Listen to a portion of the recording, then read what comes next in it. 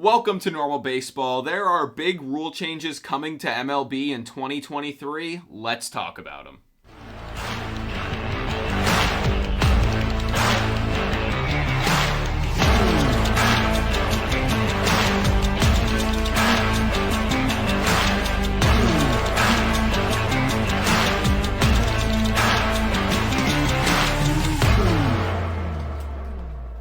What's going on? Welcome back to yet another episode of the Normal Baseball Podcast. I'm Alex Normal Dog. That is Lewis. And today we are going to be talking about some pretty significant stuff. We're going to be talking about the rule changes that are coming to Major League Baseball this season in just a few weeks. I believe it's 49 days until opening day. These rule changes will be implemented. And there's some pretty major ones. There's 4 major rule changes we will be talking about. And some of them you might know, some of them you might not know. Some of them you might know and not fully know what they're about and how they're going to start working. And we're here to tell you about it. Yeah, we're going to break it down. We're going to break it down for you. Break it down boogie for you. Are we ready? I think we're ready. Let's get it kicked off. The first rule change we're going to talk about involves pitching. Loud chair. Involves pitching, and it is the pitch clock. The pitch clock is coming to Major League Baseball, and the way it is going to work is it basically limits the pitcher to the amount of time he can take in between throwing pitches. The thought process of this is speeding up the game, making it so that, hey, this guy has to throw the ball within the next X amount of seconds. The whole thing is just to speed up the game. That's what they're trying to do with this. It was implemented in the minor leagues last season, and it worked pretty well. From all that I've heard, I haven't heard too many negative things. I've heard more positive things about it than negative things. I genuinely think that there is nothing negative about this. Having a pitch clock at the major league level is so important for the regular season, because I do think in the playoffs it should not be at all involved. But in the regular season, to speed up those, Reds-Cardinals games where the Cardinals are probably winning by 6 in the 8th inning, why would everyone want to sit there for a minute and 30 seconds while the rosin bat is just tossed around, I think that implementing this pitch clock, especially how uniquely it's being put in, like it's not just a set time no matter what. It's different when there are runners on. It's different between hitters. It's different when nobody's on, which I like. And I think it will definitely speed up the game in a positive way. I agree. I think, first, let's say what the rule actually is and what the change is going to be. So, 2023 pitch timer. With no runners on, that means clean slate, no one's on. It's just the pitcher, catcher, and the batter. The pitcher has 15 seconds to throw the ball. Yeah. When there is a runner on, runners on any base, multiple, single, just as long as there's at least one runner on, 20 seconds. So they give an extra 5 seconds, check on the runner, takes a couple seconds. And then in between hitters, one hitter gets out, you have 30 seconds to throw the next pitch. What happens if these requirements aren't met? Well, if the pitcher fails to throw the pitch and it's his fault, if it's the pitcher's fault that he didn't throw the pitch, it is an automatic ball on the count. And if the batter is, for whatever reason, not in the batter's box, not ready for the pitch, before that timer runs out, it is an automatic strike in the count. So that's like the full rule. That's what's happening, just to preface it. Now we can get a little bit on what we think. Well, you said some of what you think, speeding up the game. I do think, yes, it will speed up the game. I also like that there's going to be accountability for both the pitcher and the hitter. I do think that the rule is both whoever's not set to take the next pitch, I believe is how it works. So if the pitcher wants to walk around the mound and use the rosin bat or clean off his cleats or something, and it takes more than 20 seconds, then since he's not set to throw the pitch, then it's an automatic ball. However, if both the pitcher and hitter are set, and it's just, he's going through waiting for what pitch he wants to throw, I don't think that counts as an automatic ball or strike, because everybody's set. It's just that they're trying to communicate what pitch to throw. So I think that's how the rule works. I think we're going to see some very interesting strategies. We saw it last year firsthand as Yankee fans. Nestor Cortez going either very, very quick or taking his very, very sweet time getting the ball to home plate was amazing. I loved it. And the fact that now we're not going to see that as much is both upsetting but also really, really cool because now we're going to see less time of nothingness in baseball.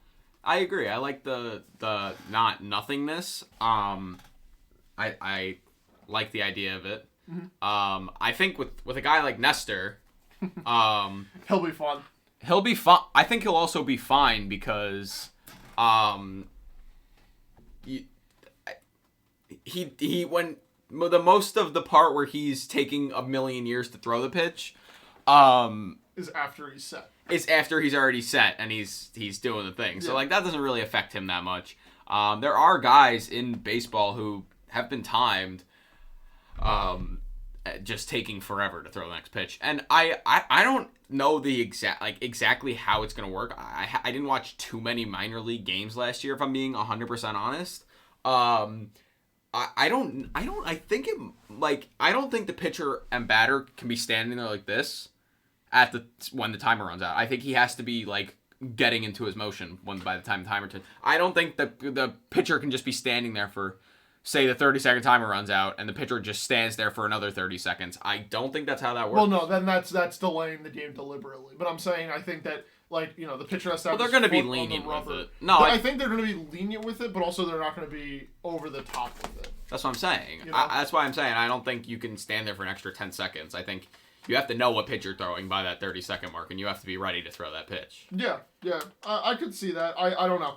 I think that they'll work out all of these kinks, I think, in spring training, and we'll hear on opening day, like, okay, this is what's going to happen. The pitcher has to be starting his delivery by the 20-second mark. I'm interested to see how how any violation would occur with the batter. What could the batter be doing? The Jeter. Because I feel unstrapping the gloves and then restrapping them. If he takes more than 20 seconds. But there's no way you're going to take more than 30 seconds, and they can see the timer too. It's not like it's an invisible timer. I wonder. And not only that, but like if there is something that were to happen, like broken bat, they had to get a new bat. I'm sure if it takes them a while to get the bat, they're not going to do a violation because like you can't go to the plate with nothing. Yeah. So I'm interested to see. I'm interested to see when the first batter gets a violation. I'm just interested to see how that works and how that happens. I definitely will. We'll have to put that one under a microscope to see. I wonder how timeouts are going to work. Let's just say that both the batter and the pitcher are set, and the batter just feels uncomfortable or wants to re-get the sign from his manager or something. Does the clock reset? Do they give him only 10 seconds? What do they do in the sense of a timeout from either side? I don't think there's a time for. I don't think there's a timeout. I don't think there's a timeout timer. Right. Which I think the clock just resets. If I had to guess, the clock would just reset. That's what I would assume too. But maybe we don't know for sure. We don't know for sure. My guess would be that the clock resets, but it would not surprise me if it were, okay, put 10 seconds on, like, if he just needs to look down, they better get the fucking sign to him as quick as possible in the next 10 seconds. Like, it might be that simple. It might be something kind of out there. It might be that they just reset it. So it'll just be a matter of time until that first spring training game where we see all this stuff happen. Yeah. Spring training, like you said, is kind of like the test dummy. We'll see how it works. I cannot wait to see the first pitcher get an automatic ball and argue it and spend more than 15 seconds arguing it, and then he gets another ball called on him. I think that's going to be fun. That's going to be a lot of fun to watch. Who do you think the first pitcher is going to be to get a violation or a penalty? First pitcher? Yeah, first pitcher. I don't really have a guess. Really? I think it'll maybe... It's tough because I want to say a starter would... But I think it's going to be a relief pitcher. That's my best guess. Relief pitchers do take a while. I have been thinking about it, and this is just like kind of out of the blue because I will admit I've not watched too many of his starts, but it just always feels like the games are taking a little bit longer when he's on the mound. Logan Webb. I feel like he just takes his time, and I could see him being the first casualty of this new rule. Maybe, I don't know, but they're also going to get used to it in spring training. I don't think a starting pitcher is going to make the mistake. I think it would more come with relievers in high leverage situations. Imagine in the bottom of the ninth inning. Imagine in the bottom. Is that my pen? No, it's mine. Okay. Imagine in the bottom of the ninth inning, you're pitching and it's a tie game, bottom 9, bases loaded. You have no time to take your time. It almost gives the batter an advantage. The batter's always going to be ready to, hey, I'm about to swing. I'm going to swing. Yeah. The pitcher has to breathe for a second. I think the pitcher has to decide. Lenient with it. I don't know if they're gonna be that lenient. I think we might see like the, oh wow, pitch timer, ball. It's ball 4. Walked in the winning run. Because he took too long. That would be the worst way. That would be so electric to get punched out without the pitcher throwing the third strike. Like, that's worse than a walk-off balk. I think that umpires are going to be told to, like, read the room a little bit. If it's, let's just say it's Yankees-Red Sox, you know, like, very pivotal game in the bottom of the ninth inning, and, I don't know, who the hell is... Kenley Jansen needs to take the 5 extra seconds to, like, get the sign again or get what pitch he needs to call again through PitchCom or through signs. I don't know what he uses. But I think if he needs a couple extra seconds, I think they're going to give it to him just because of the leverage of the situation. Third inning, nobody's on and all that stuff. I think they're going to be very strict with it. But as the game goes on and the intensity of the game ramps up, I think that timer will go from, you know, a 1 second gap to a 5 second gap to maybe even 10, 15 second gaps depending on the situation.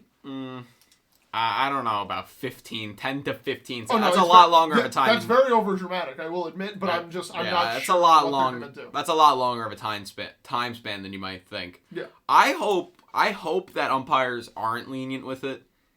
I hope umpires aren't. Well, I don't want to say very strict, but I hope they're not scared to call strikes and balls. Because it's a whole new rule. I mean, it's getting a strike or a ball without even a pitch being thrown, which is kind of unheard of. Yeah. And I just hope they're not scared to call it. I know it's a new rule, but you gotta just call it. It's part of the game now. So I think it should be treated like any other rule. You're not going to not enforce it just because, like, hey, we'll pretend that didn't happen. Like a balk, maybe. Like, they might let a balk slide sometimes. Like, I feel like it's going to be something like that. So we'll see. Yeah. I like it. Initial reaction, might as well.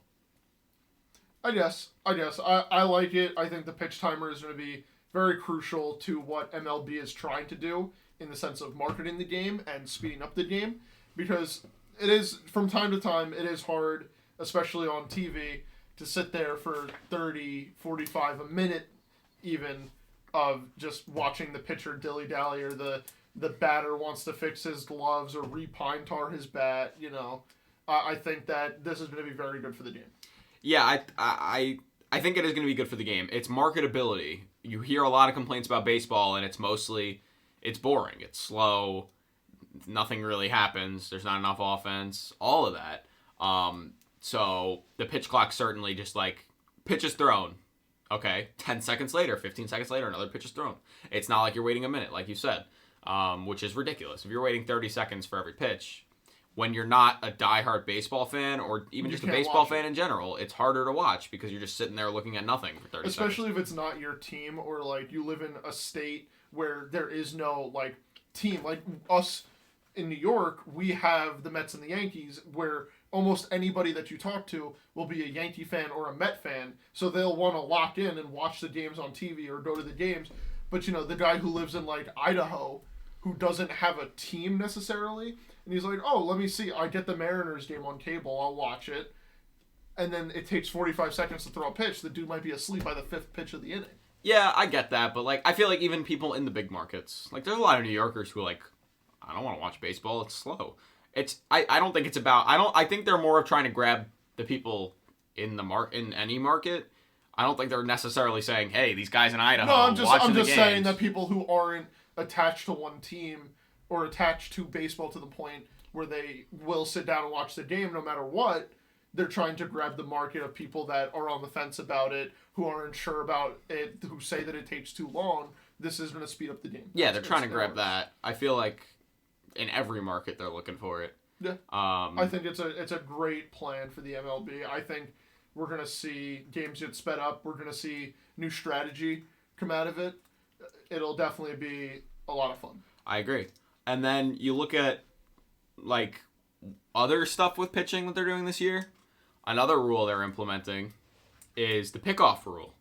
So obviously in past years we've had these situations where bottom of the 8th inning, top of the 8th inning, top of the 9th. Bless you. Neither of those were sneezes. Okay. You're so blessed. Top of the 8th inning, whatever, and there's a runner on first, and the guy gets attempted pickoff like 5 times without a pitch being thrown. It's a snooze fest. So the new rule coming in for 2023 will be a pitcher can only attempt to pick off a runner 2 times per at bat, and after the second time, if they decide to pick him off the 3rd time, it must be successful, or else it will be counted as a balk and the runner will get a base. What do we think? I mean, that is another kind of a very important rule. Yeah. That like you might think it, out of the 4 that we're mentioning here, it's gonna be the least important one. It's not. It's actually a big fundamental. A lot more people. It's the Tim Duncan of rules. A lot more people. Those situations where there's multiple pickoffs, more than 2 pickoffs in a single at bat, happens a lot more than you think. Oh yeah. I almost want to say it's going to eliminate the pickoff because I don't think many teams realistically are going to risk picking off the 3rd time if it means giving the guy an extra base. Unless he's taking some ridiculous lead, I don't see it realistically being a good strategy to try to pick him off again. The chance of him getting picked off successfully, unless he's far off the base, is definitely lower than if you miss and he gets the base. This is a rule that is very high risk, high reward, and I think it's going to be fun. And I believe over the years it's become more and more of a dying breed to steal bases in baseball, and it's become more and more of a dying breed for pitchers to be quick enough to be able to pick off runners who want to steal bases. It's just kind of like, okay, try to steal the base, whatever, my catcher will throw you out. Oh, you went too early, the pitcher can turn around and throw it to second. Like, that's kind of the trade-off that's happened, and I think this, one, promotes stealing more, which is arguably one of the most exciting parts of watching a baseball game, is watching the runner steal second or third. And a pickoff is so rare, and it's such a lost craft that pitchers are going to have to now relearn, because, in all honesty, what happens if, I don't know, like a guy like Bobby Witt Jr. takes another step, and somebody else the pitcher thinks, oh, he took that 3rd step, I'm gonna get him this time. High risk, high reward. It leads to more intense moments in sports, in baseball. Sorry, and I think, yes, we will see a decrease, if not a complete elimination, in the pickoff for maybe this season, but moving forward, I think people are going to understand it more and how to use it to their advantage. I agree. I think it's going to make a lot more competitive situations, runner taking that extra step and saying, hey, I'm testing this pitcher. Let's see if he's all about it. Let's see if he wants to try to pick me off again. Because if he doesn't, I'm taking the other base no matter what. Mm-hmm. I really do like that aspect. As far as people getting better at checking on a runner, pickoffs, I think a lot of pitchers are just going to be like, I'll eliminate it from my game completely. I don't know. There's a part of me that believes that, yes, most pitchers are going to get rid of it. But for some pitchers, I mean, especially, if I have to be honest, the lefty pitchers, they have a much easier pickoff move than the righties. I think that we can see them really lock in the craft of, I believe the rule is your lead leg can't rotate more than 45 degrees before you can throw over while your foot is on the rubber. I believe that's the rule for pickoffs with lefties. Let's not guess here. That's very. I believe that's. But what it is. Anyway, go on. But I think that we're going to see lefties definitely become more honed in on the craft of trying to pick off runners than we have in the past. I don't know. I really don't, because I don't think so, simply because of the fact that if they really thought pickoffs were that important, that would already be a thing, and people would already be working on that a lot. That's not something that pitchers tend to be amazing at, and that's not something they tend to practice all that much, unless you're like John Lester, who's really good at picking guys off. Wait. Clayton Kershaw picked off Ohtani last year in the All-Star game. That's cool. John Lester's either really good at picking people off or really bad at picking people off. It's one or the other. Don't really know which one. But still, like, no one is really going to work on it. If it was really something that people wanted to work on, they would have been working on it by now. Taking away the amount of attempts they get would just... Why would you even attempt then? If you're bad at it and you weren't working on it when you had unlimited attempts, why would you be working on it when you have limited attempts? I could see them working on it more if maybe the rule was already you only have 2 attempts and they made it like, okay, now you have 3 attempts. Like, maybe then I'll see it, but I don't think it's going to really change. I don't think it's going to change. I think it'll change the situations where you keep checking on the runner just to keep them on the base a little bit more, just stuff like that.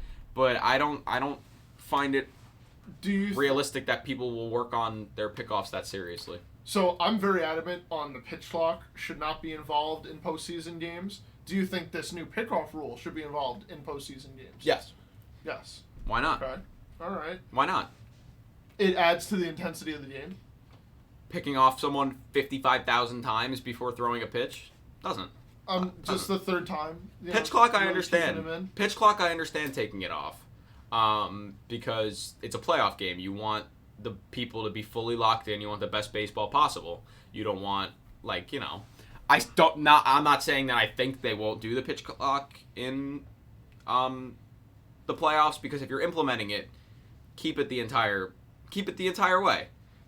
Don't just get rid of your new rules, because if you think this is a genuinely good rule and you genuinely think it's like a rule that's helping the game, which you wouldn't. It is. Right, but you wouldn't want to take it away in the playoffs. I personally, I would like it more if they did take it away in the playoffs, but do I think they will? I'm not really that sure. But as far as the pickoffs go, I don't see any reason why it shouldn't be in the playoffs. I mean, there's a difference between taking a little more time in between pitches and someone throwing over every single pitch where you're just like, oh my God, let the guy stand 3 feet off the base, throw the pitch. Like, we don't want to watch you throw over every time. So I think that's my thoughts on it. Yeah, I get that. I think that the pickoff rule, again, another one that I don't think should be involved in the postseason, just for the simple fact of it's postseason baseball. You know, everything is more intense. There needs to be more, I guess, dull moments, because the big moments are so much bigger. They're more intense. That's my opinion on it. But then what's your response to if they think these are genuinely good rules, why would they want to take them away in the playoffs? If they think these are genuinely good rules. Because the playoffs have a different atmosphere, intensity. There's more strategy, because it's not like the Dodgers are playing the Reds. Yes, you want to speed up that game because a winner will be decided quicker when, everyone kind of showing up to the stadium that day knows who's going to win. It makes more sense to have a regular season game sped up where it's not as competitive. In the playoffs. The moment's just so competitive that pitchers need to take the step off the mound. And sometimes their escape, instead of taking the step off the mound, is throwing over to first, throwing over to second, that type of thing. That's my thought process of it. The moments are just too intense to limit the ability of any ball player on the field. But now I argue this. What about the fact that they're not just trying to speed up the game, but they're trying to change the action in the game as wanting more stolen bases, which is another reason that they made the bases are going to be bigger this upcoming season. They made the bases an extra 3 inches on each side. Now, instead of 15 inches, the bases are 18 inches. They want more action in the game. They want more stolen bases, which eliminating the pickoff attempts limiting the pickoff attempts promotes stealing bases after that second attempt. I think that's what they are aiming for, which is why I'd argue that why take it away in the playoffs? So what? You're sacrificing like it being a little bit longer of a game, or you're sacrificing it being a little less of a game just so that the guy can throw over 15 million times. But if you keep that limit, you'll have, in theory, more stolen bases. Yes, but again, in the playoffs, there's more strategy. I think at that point, especially in the season, which pitchers you can run against and which pitchers you can't. Which pitchers have the pickoff move and which pitchers don't. It's not something that is built overnight or built, hours before their start type of thing. It's definitely something that you see during the season. The bigger bases, massive benefit because, yes, it does promote stealing. But I love the bigger bases. You worked with it, actually. Yeah, the Atlantic League who was a partner league of Major League Baseball. They kind of test out a couple rules. They've tested out the robo-umps. We've tested out bigger bases. And the bigger bases, it's a little tough because at its, like, on the surface, it's literally just bigger bases. But when you combine it with the pitch clock, with the pickoff attempts, when you have these guys stealing more, it is going to help because players are going to want to steal because they have that extra 3 inches. Think of how many times a player has gone for a steal and been this close away from being safe. Yeah. Or even this close away. This is still less than 3 inches. Like, I think it will make a big difference. And I have a picture from last season of the old bases and the new bases next to each other. It's a lot bigger of a difference than you might think. It is a big difference. So I honestly love the bigger bases. I think it'll promote stealing, which is something that in the past few years, stealing has not been as big of an art as it used to be in baseball because people have been more focused on power and offense, and just speed has become less of a part of the game. Well, not speed, stealing. Depending on the player, yes, stealing, but that's part of speed. Depending on the player. But I don't know. I like it. I think there's no negatives with making the bases bigger. There's absolutely zero negative, and I think one thing that should not be overlooked at all when it comes to the bigger bases is the safety of players, like in stealing situations, because you watch the replays from time to time. We were at a Yankee game last season where there was a challenged play at second base on a steal, and when you watch the replay, you see how hard the player goes into the middle of the bag, which is probably the hardest part of the bag, is that middle edge rather than a corner, and their hands just get absolutely jammed up on it. And sure, it might not like send them to the IL or anything like that, but it definitely looks like it hurts. And all, like, the last thing that anybody in baseball wants to see is an injury, is like a broken hand, or like some sort of muscle in their arm gets pulled because they're sliding. They have to slide to the closest part of the bag. Now they can aim for the far side of the bag, or the side on the right side of the bag when they're sliding in, and know that they still have enough room to work with, like, how they're going in for the bag, which I think is more important than people account for. If that makes sense. I said it right. It makes sense. My argument for the injury had less to do with the stealing part. The injury part I see more is when you step on the bag and you twist your ankle, or maybe you step on it and you, like, hit the front of it, and, like, just stuff like that. Like, it makes it bigger. It's a bigger place to step. It'll hopefully lessen, like, ankle injuries and leg injuries and stuff when you step. Well, I'm doing the motion with my foot, not that anyone can see it, but when you step the wrong way on the bag, having that little bit more space does help. And again, it'll benefit runners in the fact of a close play at first. Like infield hit, like a slow roller, the guy's got to come in.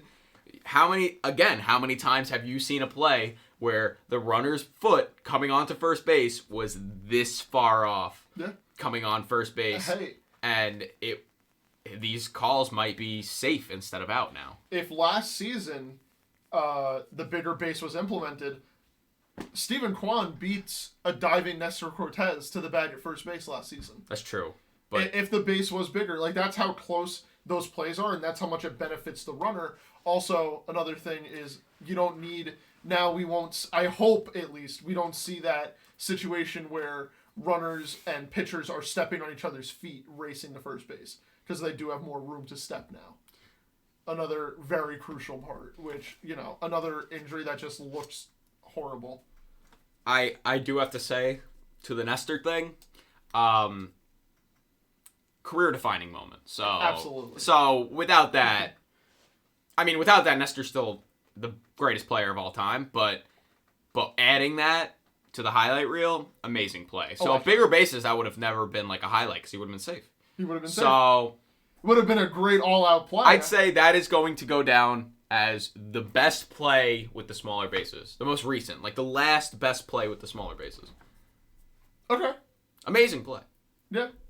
I get that. Can you think of another one? Exactly. No, you can't. All right. So, yeah.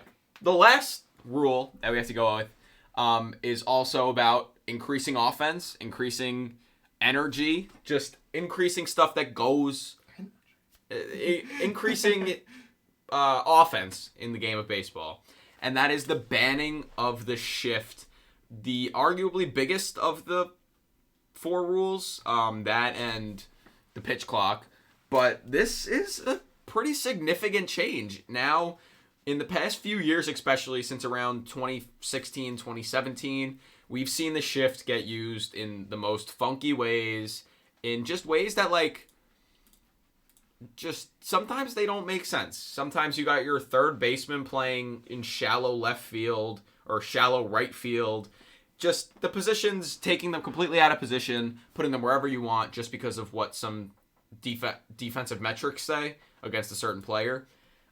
This rule will force 2 players, so the third baseman and shortstop, and the second baseman and first baseman, 2 infielders must be on each side of second base, and they cannot be on the outfield grass. They must be on the infield dirt or in more. Mm-hmm. Huge change. Very big change. So the third base and shortstop have to stay to the left side of second base, whereas the second baseman and the first baseman have to stay to the right side of first base. It's incredible. We are going to no more 4 outfielders. That is completely eliminated. Yeah, baby. No more 4 men on one side of the infield. Whew. The only thing that I will say is I've seen a lot of, hey, this will help those guys who hit it straight up the middle. You can still place your second baseman or your shortstop right next to second base. And as soon as that pitch is thrown, he can still move up. It's not, once the play is started, they can go wherever they want. Yeah, but then it's going to take more athleticism to make it to those up the middle plays or those plays that are in between the second baseman and the shortstop. It's going to make more highlight reels. From what I've seen is that a lot of the players like it because they're like, hey, I'm playing my natural position now. You're not putting me as a third baseman into right field, or you're not putting me as a shortstop into shallow left field. Like, they're playing their pure positions, the positions they're meant to play. But at the same time, I see many ways around this. As soon as that pitch is thrown, they can move. And like I said, that line is drawn right in the middle of second base. So 2 players have to... You can stand right next to second base. And that is essentially the same thing as standing in the middle. Like, you're still standing in the middle. There's ways around it, but at its core, I really, really like this rule. Yeah, and just to put it into perspective for anyone who doesn't know, against left-handed hitters this past season in baseball, there were 71,000 plate appearances, and 55% of them had seen a shift where there were 3 or more players on one side of second base. Which is crazy. That number is way too high. I think that we can look at 2 really defining moments not defining moments, defining players of the situation. The first one being the switch hitter Carlos Santana, who was shifted against the most as a left-handed hitter in all of baseball. At 98% of his at-bats while batting left-handed, there were 3 or more players standing on the right side of second base. or the right field side of second base, which ridiculous. It's not baseball, because if you have someone covering the shallow outfield, the infield, it's just like, it's not fair. It's not fun. The Carlos Santana had an expected batting average of 285, and he hit well below that left-handed just because of the shift. And the other one, we can look on the other side of the plate, which I think is my personal favorite case to look at, is Mookie Betts. Mookie Betts, only right-handed hitter, 57% of the time he was shifted against having 3 or more players, either the second baseman playing right behind second base or to the left of second base, which Mookie Betts is one of the greatest hitters in the game of baseball right now. Can you agree with that? Yeah, he has been since 2016, 2015. And to think that so many of his hits were taken away by this shift that isn't baseball is just not fair, and I'm happy that we're seeing this change, because I think this change is what we all needed to see. Yeah, I like I said, I like it. I see the arguments for why you wouldn't like it. Hey, if the players can change and defense can change and you can put people where you want, why can't the players start to learn how to hit it in different places? Yeah. I understand that argument, but at the same time, baseball, if you're really going back and you're being an old timer, when they made baseball, they meant for a shortstop to play shortstop. They meant for a third baseman to play third base. They meant for a second baseman to play second base. They meant for a first baseman to play first base. If you look at it that way, it's like these guys shouldn't be playing that. Because, yes, it wasn't written down as a specific rule, but who's to say they were like, yeah, you can't have that guy playing over there. That's not his position.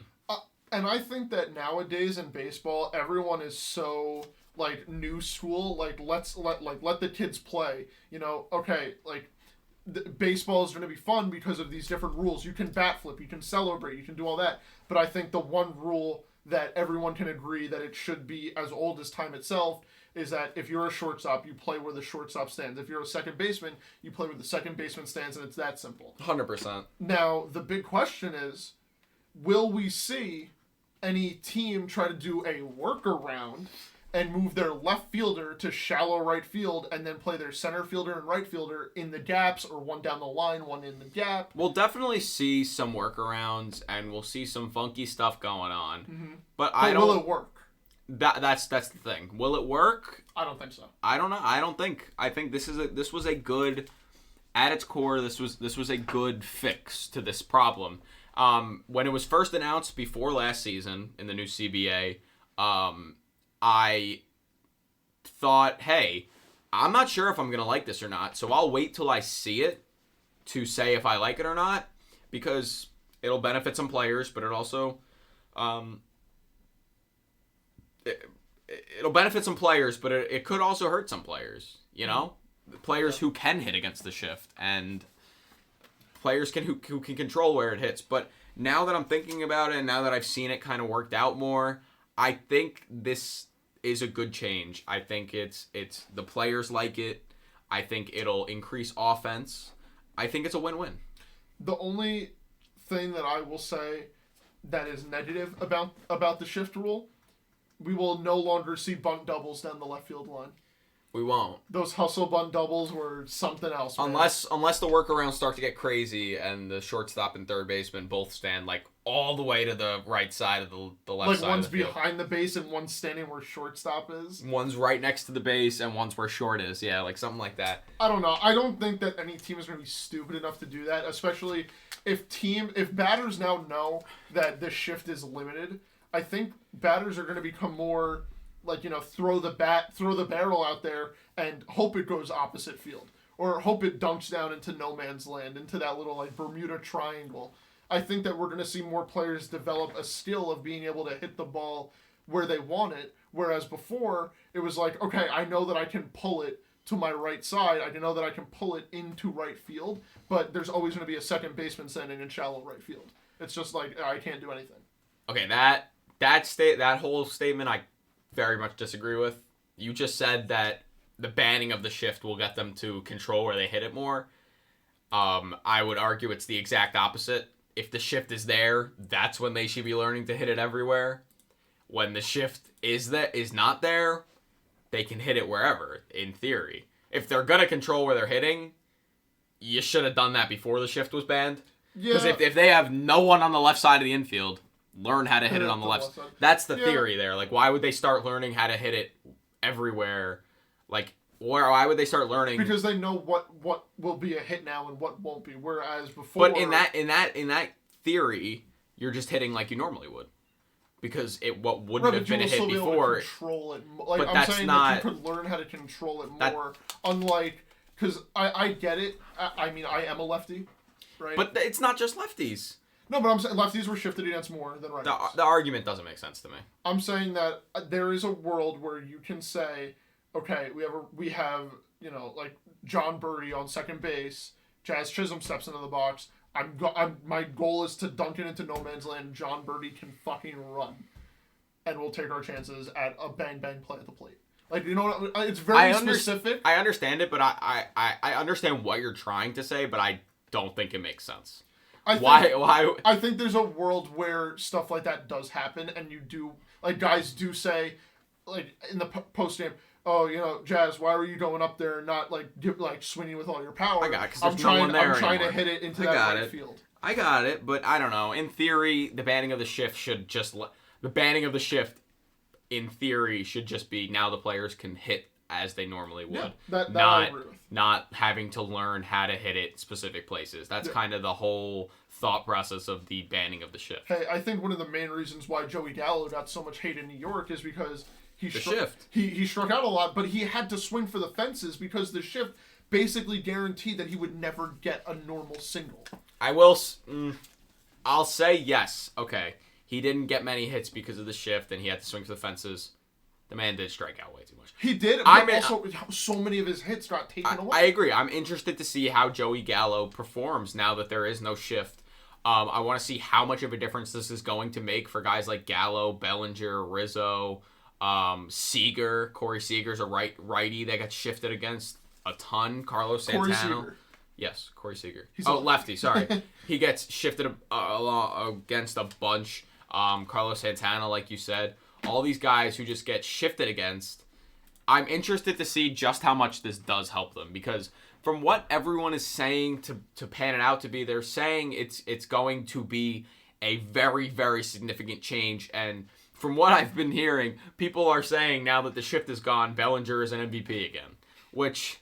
That's a little bit over the top. If you win an MVP while the shift is still existing, you can win it again while the shift is still existing. But I'm interested to see just how much it will help. Like, to what extent is this really going to make a change? Will we start, like, a week through the season, will we be like, oh my god, there's no shift. Like, look how many base hits are flying down. I'm just interested. I think we're going to see something of that. I think we will, but I want to see how long it takes for, like, very big plays to just be like, wow, imagine the shift was still a thing. Yeah. Like, that wouldn't be a hit. That would have been an out, and the game would have been different. Yeah, we'll see it.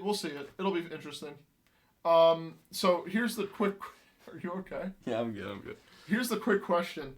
Joey Gallo, in his last full season in Texas in 2020, my apologies, he hit 181. Horrible. Right? Not good at all. He still had... But he was still a good player. In a shortened season or whatever. Yeah. Do you think, with the shift being banned, Joey Gallo will hit over 215 batting average? 215? Here, I'll pull up his expected. Do you want his expected batting average for last season before you answer? No, I'm going to say yes, because Joey Gallo does have the ability to hit 215, even if he's not. The only reason I would say no is because it has nothing to even do with the shift. He just strikes out every other at-bat. Okay. So, if it's a no, I think it'll be more because of the strikeouts than the shift. But I'm going to go with yes, just because I'm confident that the shift we will see it and see it start to go into effect and be like, wow, this is helping some players significantly. So, I'm going to go with yes. Might as well. I'm high on Joey Gallo. Yeah, I also agree with you. I think that it will definitely be over 215, but I was just curious to see how much you think the shift will affect these left-handed power hitters who pulled the ball. I don't think it's going to be like... I don't think it's going to be like night and day. I don't think Joey Gallo is going to turn into a 300 hitter. Don't get me wrong. No, that would be fun. That would be fun. I do think it'll benefit him. And it's going to benefit anyone who's negatively affected by the shift. Of course it's going to benefit them. There's no shift. True. Like, it's not like it's... There's really no debate on if it's going to benefit, because obviously it's going to benefit the hitters. There's really no debate. They're taking away a part of the defense. Yeah. So that's just my thoughts on it. But I like the rules. As far as all of the rules go, which one do you like the most? What's your favorite rule? My favorite rule, I think, is going to be the shift rule. Just taking away the ability of teams to steal outs from what should be obvious hits that have expected batting averages of like 800, 700, 900. Those balls that should very easily be line drives to right field are just stolen. Well, they were stolen for years. And now finally the MLB has woken up. They've opened their eyes and realized it's not fair to the hitters. A hit should be a hit. I agree. I would also say that shift is my favorite just based on the, Yeah, I know. All right.